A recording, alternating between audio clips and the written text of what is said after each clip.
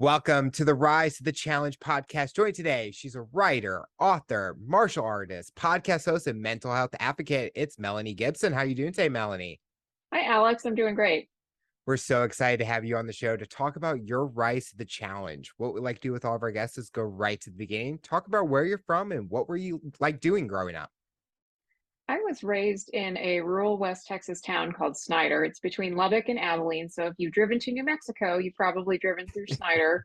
My parents weren't from Texas, so that was kind of an interesting upbringing. So I felt like an insider and an outsider at the same time. I grew up eating pierogies and homemade meatballs Oh, because my mom's half Italian and Lithuanian, so we were not eating chicken fried steak and enchiladas and things like that. So just little weird things like that from my childhood. But I grew up in Snyder, which I loved growing up in a small town. And I've always been introverted, always kind of been a homebody. I love to read, love to draw. At one point, I thought I wanted to be a cartoonist or an artist for Mad Magazine. And I wasn't really a sporty kid, but I loved to swim. My dad was a swimming instructor in the summer, so I've always been a little water baby. And I got into martial arts actually as a child in Snyder. At one point when I was about 10, I told my parents I wanted to learn karate. I don't know if I'd even seen The Karate Kid. This was about 1989 or 1990, so it was out by then, but I just thought it sounded cool and they took me up on it. I didn't think they were actually going to, but there still is a Taekwondo school out in Snyder. And so they signed up the whole family for lessons, mom, dad, my brother, me. And I did that for about 2 years until just, life happened. I went to junior high, other things took over, but I always had fond memories of it and I love doing it. So I was happy to pick that up again in my 30s. being a fan of cartoonists, what kind of cartoons or what kind of like drawings did you like doing? I like doing caricatures. My favorite Mad magazine artist was a man named Mort Drucker, and he would always they would do the movie parodies or the Mhm. TV show parodies, and those were the longer features. In Mad Magazine, they'd always have a silly take on the name of the show or the movie. And like The Hand That Rocks the Cradle, I remember that one was called The Hand That Robs the Cradle or something like that. And I loved his style of drawing for the caricatures. It had some realism to it. It wasn't kind of the outlandish ones where their noses are gigantic or anything Yeah. like that. It looked like a good caricature. And that inspired me so much that I did one act play in high school theater. And so every year I would draw a parody of our play and make up a silly name and make up silly names for the characters. And there are tons of inside jokes that I draw in there. And I've gone back over the last couple of years and looked at some of them, and I don't even get some of the inside jokes anymore. But I kind of emulated that drawing style. And I don't really draw anymore. I don't really have an interest to do it. But I think my creativity has gone into writing, but I have good memories of just pouring out all my emotions into art and drawing. During that time when you're doing those drawings, was that a way for you to express yourself and kind of showcase your skills or emotions and things like that through your drawings? I think so because I did like to do just regular visual art. I took an art class in high school and did paintings and things like that. But my first love was always cartoons, Mhm. little comic strips and cartoon characters and caricatures. And over time, when I got into high school, I would keep these notebooks, which I don't have them anymore. Unfortunately, I'm sad about that. But it was all these little characters just talking and saying things and telling jokes. So I think even without knowing it, I was transitioning from drawing into writing as my means of creative expression. See, I get that creativity through arts in different forms of media. Like I'm a video guy. And during that time, I look back at my mom had drawings and like arts and crafts I made. And I'm like, did I really make this? Like, this does not seem like me. But it's at that time where you think it's such a great, you have this idea and you want to put it out in a drawing or in a sculpture. And you look back and you're like, wow, what if I took that same concept now? The things that could evolve and what I'm able to create would just be amazing. hmm And I remember something my tattoo artist said about a year or so ago. I have four tattoos, one on each shoulder and one on each forearm. And I didn't really start getting those until I was almost 40. And she said she's very much a painting, drawing type of artist. And she said she gets obsessed with an idea and she just has to get it out of her head. Mhm. And both of us, because we were very collaborative with our designs. And I always felt that same way. It's almost like vomiting or an exorcism, but in a good artistic way is you've got these ideas in your head and you've got to get them out Yep. or it'll drive you crazy. And that's how writing is for me. It's what I started a blog when I got back into Taekwondo and I just had these thoughts and ideas coming so fast. I had to get them out. And that's how it's been with art is sometimes it's a slow, lovely process. And other times it's just like a frantic push to get it out. Growing up in a small town, what was a challenging part about that? It's a lonely place. One of my favorite quotes is from Roy Orbison, who is from Vernon, Texas, which I think is near Wichita Falls, so near the Oklahoma-Texas border. And he said, West Texas is a easy place to be lonely, or it's a good place to be lonely. And I always liked being alone. I've always been and still am Mhm. kind of a loner, but it's a place to be lonely. You definitely have to find ways to entertain yourself and also, now that I reflect on some of the mental health things that were starting to manifest when I was a child, when I was a teenager, there was no help for that. And from what I've heard from people who still live there, there's really not a lot of help for that. There's no language for that. There are no services and resources. There's no way to express that. So thankfully, nothing really terrible happened. And obviously, I'm still here. But I worry about other people who may be suffering more and they don't have, the culture isn't there to support it and the resources aren't there. So that's probably one of the downfalls of living in a small town. Those challenges that you faced, what were those challenges that as you were growing up? So there was some depression and anxiety and I had a loving family and everything, but we all had our demons and we Mhm, didn't know how to express it in a healthy way. If you're angry or something, you'll yell at your family member instead of talking it out mhm. or finding a healthy way to express it. I even did a little bit of self-harm when I was a child, just a little bit. I say this a little bit like it's diminishing it, but now that I look back, I'm like, oh wow, I did that because I didn't have a healthy way of expressing my anger. And so, again, loving family, but we just didn't know how to do that because I grew up in the 80s and the 90s. Even then, there was still very much a stigma about mental illness. Nobody talked about their feelings. No one Mhm. confronted people they loved in a healthy way. So that just built and built and built. And I was kind of a lonely, sensitive child anyway. I always had a dark quality about me. So, you know, endochemical imbalance. So you put that all together, you end up with kind of an unstable adult. Did Taekwondo kinda help that, be able to, like, release that anger or release that energy that was kinda built up inside? I think it did both as a child and most definitely as an adult. It was life changing as an adult. So as a child, it was something we all did as a family. It was very much a community event because they were the only game in town. So if you Mhm. wanted martial arts, that's where you went. And it's still very much from what I've seen and everything, it's still very community oriented. So that was fun. Good way to socialize with people. And I think it did get some anxiety out and it gave me goals. It gave me something to be proud of. And I still think about that. I experienced that as an adult too, is that there's some sense of accountability. You Yep. take tests, you have to show up for class, you have to do what your teachers tell you. So they set goals for you, you set goals for yourself. So yeah, I think it was definitely a positive outlet. And sometimes I wonder, had I stayed with Taekwondo as a teenager, I wonder if I would have been a little less of a basket case than I was in high school. I feel like my mom would say if I did karate or something, I would still be the same. I'd still be a wild child running around my house.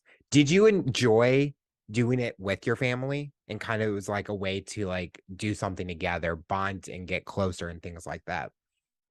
Yeah, I mean, we always spent lots of time together and went on family trips and all of that together and holidays. So it was the happy family unit for the most part, but that was gave us something unique to do. And just that larger sense of community, I think, helped the family bond. And my parents didn't stay in it as long as my brother and I did, but they were still very supportive. And again, it's just a very community oriented activity. And as an introvert who does not like to spend a lot of time with people, I Mhm. know it's ironic for me saying that, but I like that aspect of it. Talk about your relationship with your brother. Were you guys able to get along? Were you guys close in age, or did you guys have your own unique things that you enjoyed and you kind of let that be? Um, Maybe yes to all those things. We're 2 years apart, so we're pretty close in age. and we're pretty close growing up. We spent most of our childhood summers in Pennsylvania visiting my mom's parents, and there weren't Mhm. any other kids to play with, and not our normal kid activities. So we were kind of forced to bond with each other, and we would draw pictures and play games, and of course we'd fight. We're siblings, so we'd fight with each other too. But we bonded a lot, making we'd make up all these stories. So I know we bonded a lot over those summers, and we haven't stayed. I don't think we're as close now as we were when we were children, but we're still the bond is still there, and we pick right up where we leave off. He's got a 2-year-old, so he's got a very busy life, and so it's hard to nail him down. But every once in a while, I'll get a random text that's like a Batman YouTube video, and that's our thing that we bond on. So we know we can send each other the most random things like a Dumb and Dumber meme or something, and it takes us back to being kids where we used to joke and play and have all our stories and our inside jokes together. So that bond never goes away. I love that. It's just like fun messages. It's nothing like serious in a way. You can just, it kind of could cheer you up if you need it in the moment. If you're going through something and you get that video and you watch it or that meme, those are the messages I think people love getting. Yeah, and I think that's our outlet to each other because I've got my serious people I can talk to at work. Same with him, and not to get it too much in his personal life, but it was a very difficult birth with his daughter, my niece. It was very scary. He was, at the hospital all night with his wife, and I just randomly sent him. You can go to YouTube and find these videos of Skeletor from He-Man, and it's like stuff taken out of context or these little clips, and they're hilarious. And I sent him one just randomly. I just like I know things are crazy. Maybe this will cheer you up for 5 minutes. And he told me later that he went down this deep rabbit hole of Skeletor videos on YouTube just to get him through the scariest night of his life. So, as his older sister, that is how I contributed to the ultimately healthy birth of my niece. A lot of times we get a fun question. What's that dream job of ours? When you were growing up, what did you think about a career in? I wanted to be a cartoonist. Okay. Didn't really know how. At one point, I thought, yeah, I work for Mad Magazine or something. Or then I thought I'd have like a syndicated strip or books. This was before web comics were a thing. So I didn't really have a plan for it. I just knew I loved to draw. I like to write cartoons. That's what I wanted to do. And I told this to my partner the other day is that I think I started college too young before I really, because you have to come out of there kind of knowing what you want to do for a job, Yeah. or you're in trouble and you're floundering. And I floundered a lot because I love to learn.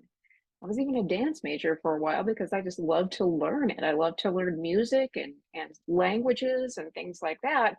But then you're faced with the reality of you got to pay bills. You're going to live on your own. You have rent to pay. You have bills to pay. You got to find a job. So luckily that all worked out for me.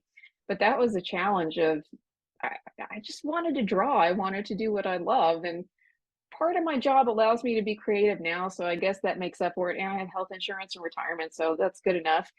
And I can do the things I love in my spare time. So would child me be happy with how my life turned out? Maybe for the financial stability, but she might be a little disappointed that I didn't end up as a cartoonist.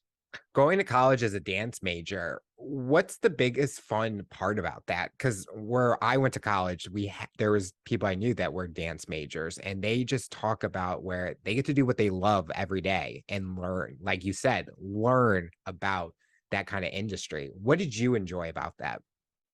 I think just learning how to dance and getting to do it. And now that I think back, I wasn't that good.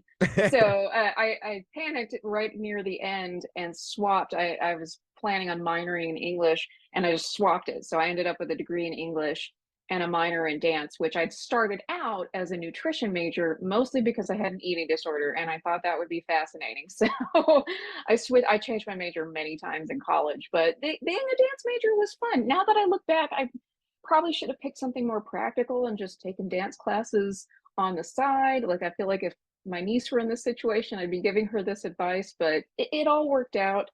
I went to graduate school after that and found a career I really enjoyed, and I've changed careers since then. But I'm glad I did get to learn something and do something I loved for the time being. I'm not really much of a dancing person anymore, but it was fun while it lasted. So no Dancing with the Stars in the future? No, this is kind of funny. What I miss are high school dances where we would two-step, because I'm from Texas, and do the Cotton Eye Joe, and then we would dance to Tejano music, going around in a circle with the norteño music and the Tejano music and all that stuff. So if I were someone to take me out dancing now, I'd say, take me to a country bar down the street. I want a two-step. I know I see those like in Texas, those bars, and I'm thinking, I need to find these two-step ones because they're just so much fun. Now And it's like you go and to a it's club easy. and it's completely not that unless you know the right spots. Well, I do my love of dance still comes out in some of the things I like to watch. I have started watching the new season of So You Think You Can Dance, and I'm obsessed. I love watching it. And then also my boyfriend, who is not a dance person at all, he does not like dancing. He doesn't want to do it. He loves dance movies. And the worse they are, the cheesier they are, like the step up movies, the better. In fact, we've covered all the step up movies in our movie podcast, and they're just fun. I mean, he's a martial artist, and so he's an athlete, so I think he can appreciate people who can move, but that's some weird thing we bonded over with dance movies, and we come at it from different perspectives because I'm sometimes looking at the technique and maybe he's looking at the athleticism or just laughing at the cheesy story. I love he doesn't like dance, but he loves the dance movies. Oh yeah. I love that. Yeah. And he's not into theater or anything like I was, but one of our favorite joint movies is Annie. Okay. As in the 1984 musical. We watched that was one of our comforts during the big ice storm that hit Texas last year. We had no power, and I had my old laptop that still had a DVD player, and we watched Annie, and that got us through the dark, cold night. You mentioned going as a nutrition major and used it as a way to learn through an eating disorder. Talk about that experience and what were you wanting to learn about it? Yeah, so that was one of the mental health challenges I had starting about age 13. And I think the depression and anxiety were already there, and it was and bipolar disorder, because that all came out later. But it was like this switch got flipped when I hit puberty, and all of a sudden I thought, oh, I hate my body and I hate myself. I want to change things. So I won't go into detail of what I did to try to change my body, but I certainly had a terrible body image. I hated my body. I, so yeah, I'm just very sad for a teenage girl to go through that. And I didn't know if I really it was a conscious decision like, "Ooh, I'm gonna learn the secrets," but I just Mhm. heard of nutrition as a major and thought, "Oh, all I think about is food and exercise. I can major in that at school." And it's a very science heavy Yep. degree. Obviously, you would hope so. And I learned about a semester in that that was not biology, chemistry, all that stuff that you need to know. That Yep. was not for me. So I lost interest pretty quickly. Didn't lose interest in having an eating disorder. That lasted all up until last year when I was 42. But I think now that I look back again, I've done a lot of reflection on choices I made and thought that's all I really knew. And another thing you asked about challenges of living in a small town is that all of a sudden you're told your whole life, go to college, get an education, but you don't get a lot of exposure to things in a small town. My Mhm. dad worked for the college, so I always thought academia might be a good route to go. He started as an art teacher, so he's where I get my artistic penchant. And then he moved into administration. So that was all I knew is kind of a higher ed type of job, or it was, there were oil field jobs, or you worked at the hospital, or you worked for the school district. There wasn't a lot of exposure to all the possibilities that are out there. So I did it the hard way and would change my major and take a class in something, realize I hated it, and just switch to something else. So I never really ended up with a good, solid college degree. That's why I went to graduate school. But that's a downside. I don't know. Maybe things are better now for kids in either big cities or small towns to just learn that college is, yes, you want to learn and have fun, but it also needs to set you up for hopefully a stable future I if you decide to go. Yeah, I definitely agree. And where sometimes all of us, if we go to college, we have that one set on mission and where we only are focusing on this. And then we get out to the real world and we're like, this is not what I was expecting. I'm not doing what I wanted to do and things like that. Everything's changed. I went to college for sports management. I'm not even in sports. And that is like, did I just waste 4 years to not do what I wanted to do? But it's like you said, you got to set yourself up for your future. The financial part plays in a big effect. When you were going through the eating disorder, did you have a hard time telling people what you were going through? Or was that something that you just wanted to keep inside and not reveal to people? It was definitely a secret and one I kept for decades. And I think I tried telling one or two people in high school, and their response was, "Well, just stop doing that." So Oh, you can't really tell somebody with a mental illness to just stop. Oh, yes, I'll stop being depressed. Oh, yes, I'll stop restricting food or binging or whatever. Yeah, it's that easy. So it was a secret I kept, and a lot of my issues stem from, chemical imbalance, mental illness, all that. But this strong sense of perfectionism, which goes hand in hand with having an eating disorder. And my eating disorder manifested in different ways over mhm. the years. Sometimes it was binging. I never purged really. I did exercise, over exercise one summer when I was in high school, and that caused some physical problems. So, and then it was restriction and things like that. And so I was able to get by for a long time, just skimming under the radar. The same with mental illness is that I was always able to skim under the radar. I've always been employed. I've always paid my bills. I've never gotten in trouble with the law. So I've been more fortunate in some instances than a lot of people, but I also backed away from chances to ask for help. I mean, I had moments where I was on the floor crying and wanted to end things, but I decided, well, I better just get up and go to work because got to pay bills, or what's it going to look like if I don't show up at work? I was very worried about what people would think of me or what my future would be like, Mhm. because for a long time I was my only source of income. So there's a lot of stigma around mental illness. There is stigma around eating disorders, but you're often rewarded for eating disorder behavior, especially if you keep yourself small and you exercise, and it's very virtuous, and people applaud you for that when they're really applauding dangerous behavior. Do you feel with society or like even TVs and movies where they play into that eating disorder that it kind of puts the wrong image in what maybe people are going through and not telling the real true stories? Or how do you view that with someone that's gone through it and then you see it play out in the whole Hollywood scene? Mm. Well, anorexia is definitely kind of glorified. It's always somebody who's super skinny, usually a young white affluent female, which eating disorders can affect all genders, races, socioeconomic status, everybody. So it's always one archetype character, or if they have bulimia, it's always very excessive, and it's always very one dimensional. What I'd like to see is really driving home that it's a mental illness. It is not a vain desire to be thin, even Mhm. though some of that is wrapped up into it. And that really came to that was clear to me finally when I started. Had a kind of mental health crisis last year in 2021, and sought help again. I'd seen a therapist before, and then I was okay for a while, and then I wasn't. So sought help from a therapist again, and they were doing your intake, and I was very honest about my eating habits, which weren't good. And so they said, "I think you have an eating disorder." I'm like, "Cool, okay, it's nice to finally admit that." So what I didn't like was all the costs. We live in Mhm. America, and healthcare costs money. And so the nutrition sessions were like $150 a pop or something. And I was complaining to a family member, and they said, "Well, Melanie, you're smart. Can't you just read a book on what to eat or something?" And I said, "It's a mental illness. No, I Yeah. need somebody to help me with this." And then that made sense to me, like, oh, okay. $150 is well spent. I need a professional to talk me through this and give me new skills and new ways of coping.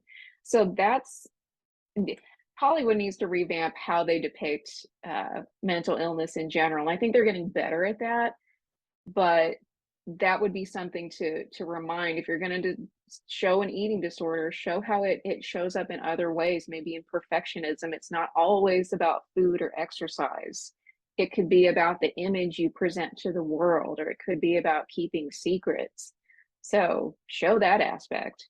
I think the biggest thing is the education aspect of it, where if you have people that don't know anything about it, they're gonna say, "Oh, just go eat. Oh, go do this," when there's more to it, and how you talked about where it's the mental health part aspect of it, where someone helping you and talking to you about it to get the help, I think plays a big effect than someone just saying, "Oh, go read a book."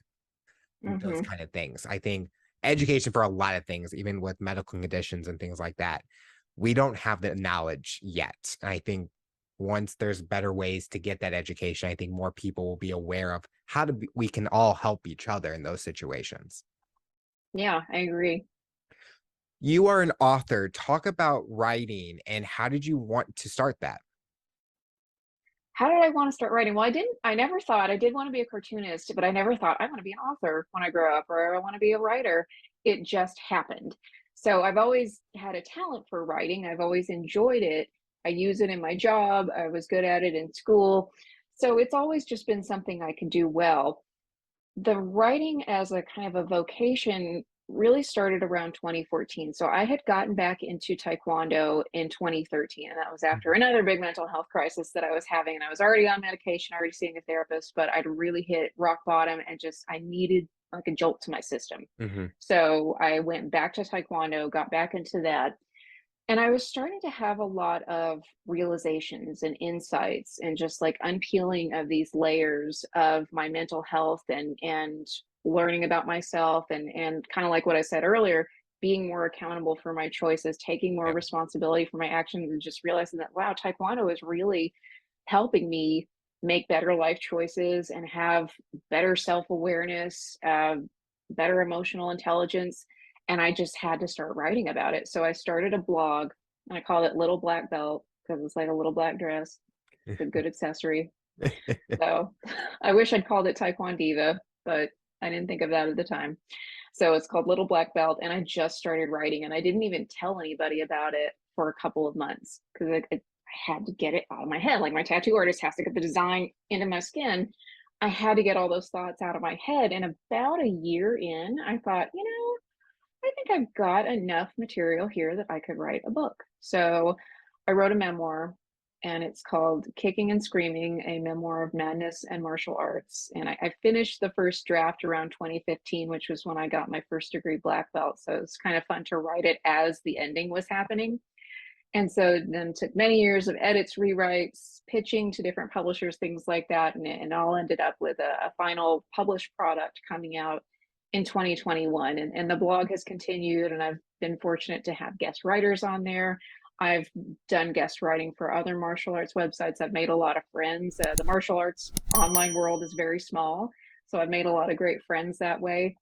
One of my favorite pieces of feedback that I get from people is not even about the martial arts aspect. I love when some martial arts artist reads it and they're like, "Oh, I know exactly what you're talking about," but I really like it more when somebody said, I've been through that too. I've been through a bad relationship, or I have depression, or I get lonely sometimes." And if that can speak to them, if they can see Yep. beyond kind of the almost the superficial story of doing taekwondo and they see into the mental health and the emotional wellness part of it, that's what I really then I did my job. Do you feel that your memoir, when people are reading that, maybe if they're in the martial arts community, it's giving them a chance to be able to see that other people are going through those same struggles or those same challenges, and there's other people that can help because they've gone through it. Kind of how you said with the feedback.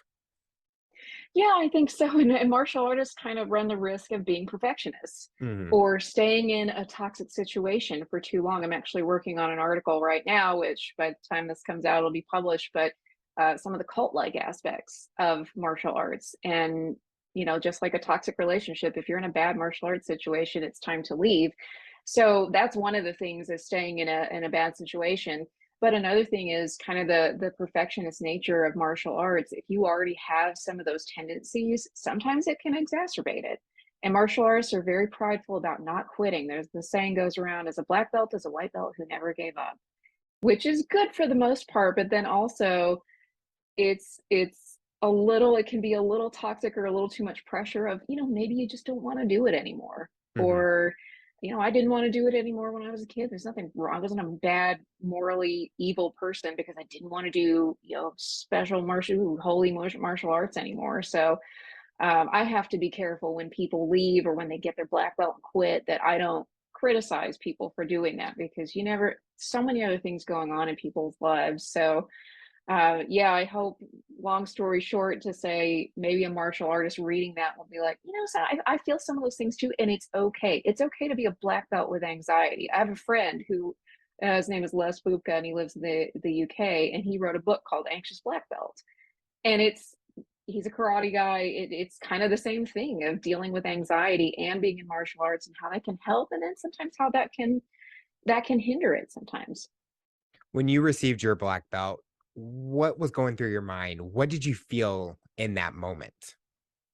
I was very excited. It was better than graduation. I was even my grandparents came to my first degree black belt test. So that was fun. We had family come in, and it was a big accomplishment. But in martial arts, in any martial arts, not just Taekwondo, but a black belt doesn't mean you've reached the pinnacle of all your skills. You're still very much a beginner or intermediate. It means you got the basics down, because a lot of people would ask me, okay, what now? Well, you just keep going. Mhm. You just keep doing it until you don't want to do it anymore, or your body won't let you do it anymore. But um, there's kind of life before the black belt and life after the black belt, and there's so much learning that happens after the black belt. And what I liked about it, again, kind of weird that I'm the loner introvert who doesn't like people, is that one of the things I really loved to be able to do as a black belt was to teach and coach. And that was one of the things my instructor brought out in me, is he would give me those opportunities even before I became a black belt, like referee this sparring match or something like that, or teach this little portion to some students. So I kind of fell in love with coaching and teaching as I was becoming a black belt, and I don't do that as much anymore. But that's something I like to do, and I like to encourage and coach younger or up and coming black belts to be able to do that as well. So again, it's that community aspect and giving back that I really like it. I guess that's where I get my people uh, interaction, you could say, from martial arts. I get to punch and kick them too, so I guess I like that. I like that about it too. It's like you get to punch and kick them. That's actually legal and okay to do. Yes, and it's all out of love. Yeah. Did you have many competitions, contests, things like that with Taekwondo? No, I really didn't. I think I did one when I was a kid, and I just did forms. I didn't do sparring. I hated sparring when I was a kid. I was so afraid of it. I like it now. I still get the crap beat out of me, but I think it's fun.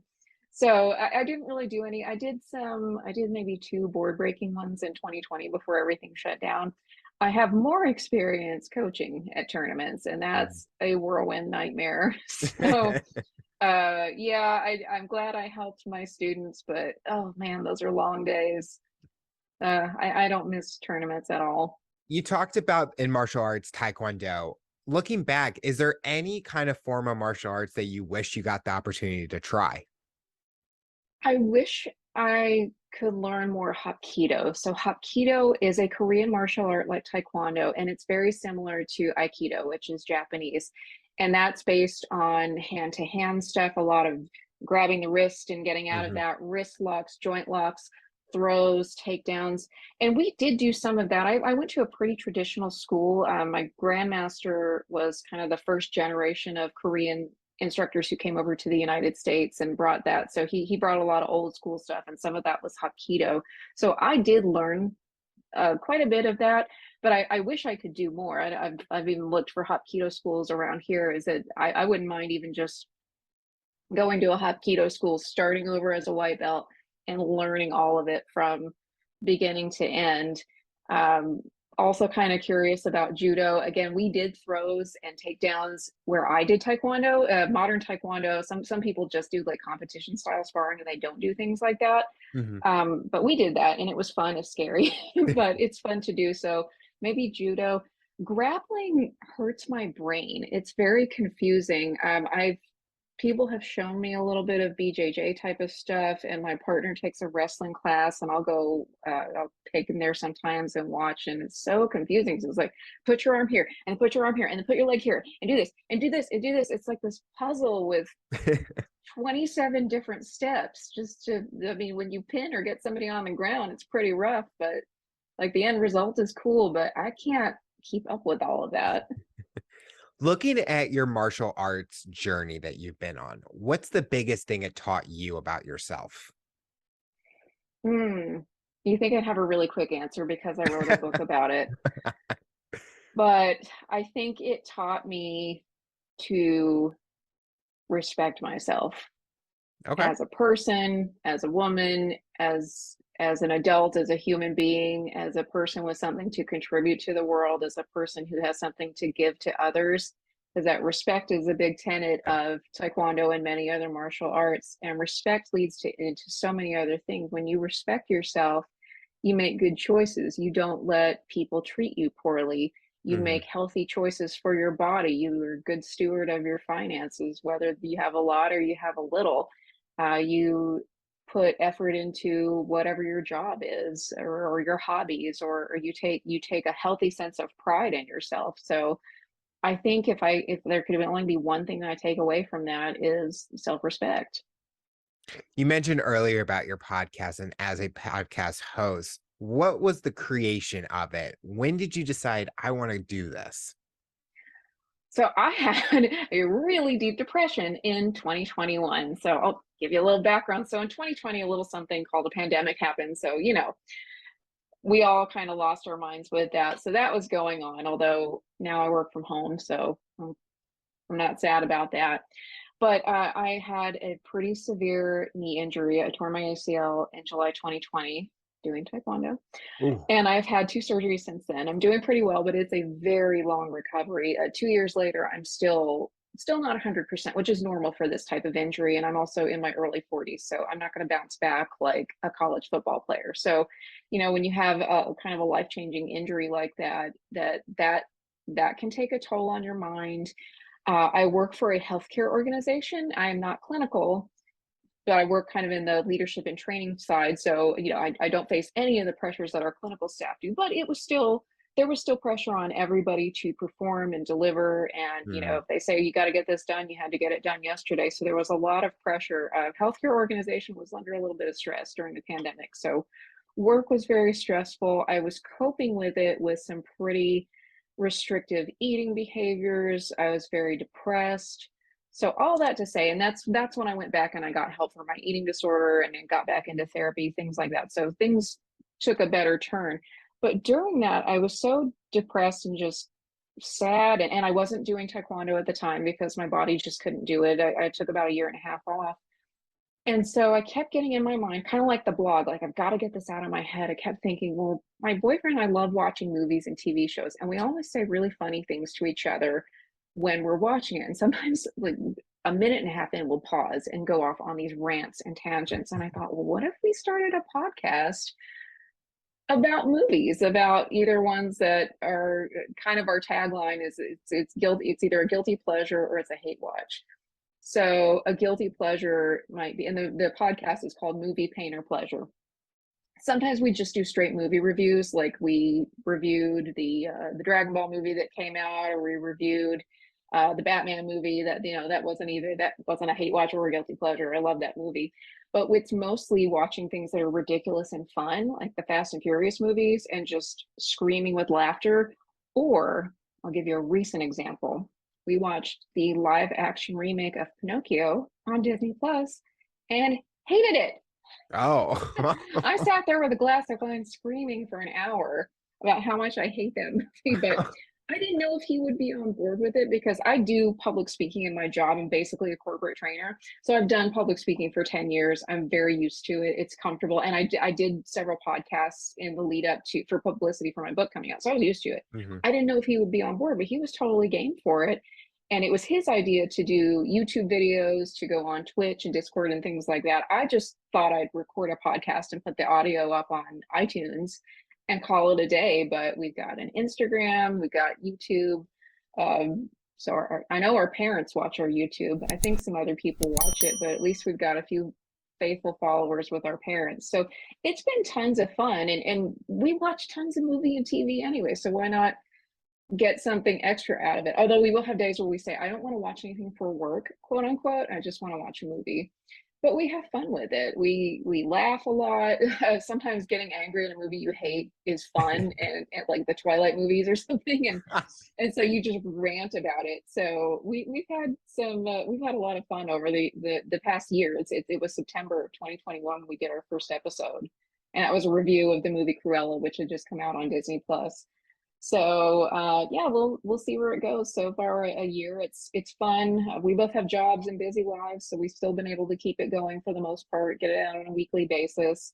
Um, I don't know if it'll ever be one of those things with a million followers and tons of sponsorships, or maybe it will be. But right now, it's just something we do as pure fun, and that's kind of nice. It's not like with my writing. There's a pressure to perform, really, Mhm. and kind of like with my day job, there's a pressure to perform and present a certain side of myself, and with this one I can just be stupid and funny and completely ridiculous. So that's a good outlet for me. And you don't want the podcast to feel like it's another 40-hour job. You want to be able No. to go to work, do all that stuff, and then you come and do this, and it's just pure fun and not stressful, because then it's like two jobs. And that's how I view this. It's like I don't want to go from work to another work. I want to just enjoy and have fun and do something I love doing. Yeah, I didn't set this up as a side hustle. I set this Yeah. up because I was depressed and bored, and I wanted something fun to do, Yep. and so far it's been really fun.